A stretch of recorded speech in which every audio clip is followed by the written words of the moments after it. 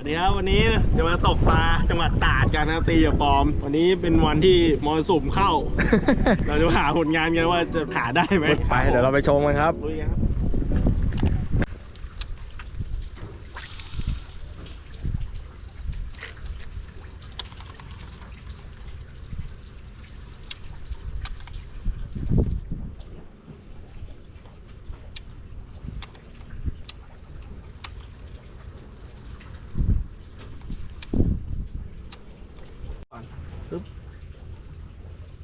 แบบเขาหาน้ำหนักก่อนว่ามันเดินเราเจอแรงเจอบ่อแต่คิดว่าเหยื่อมันหนักไปนะหมายสวยไหมจานสุดยอดเลยคนนี้ครั้งแรกด้วย ไม่รู้จะได้เรื่องไหมเนาะ ใช่ อยากได้ไหม อะไรก็ได้ขอกัดอ่ะ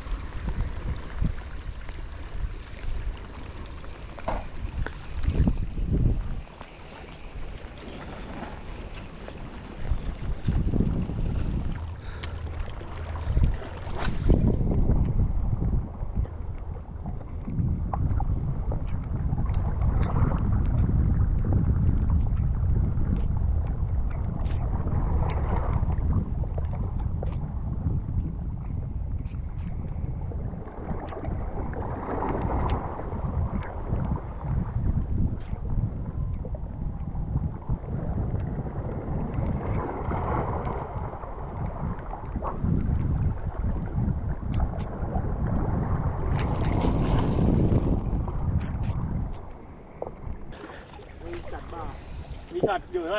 ไม่ได้ถ่ายพี่ใครจะไปรู้ ดูเห็นตัวขึ้นต่อหน้าตาเลย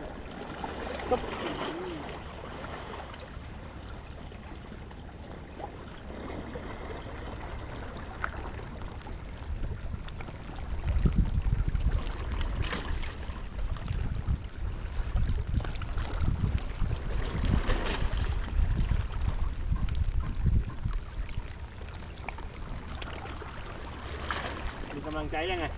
เชื่อยัง เชื่อแล้วของจริงพอไม่เก่งไอ้เหยื่อแม่งหมาเลย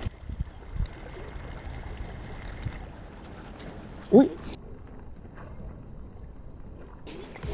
โดนแล้วครับ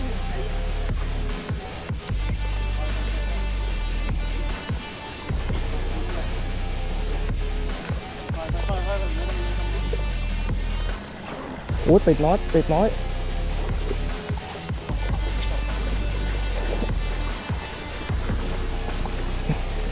น้องหนูระวังนะครับอย่าทำเยี่ยงอย่างตามนะครับ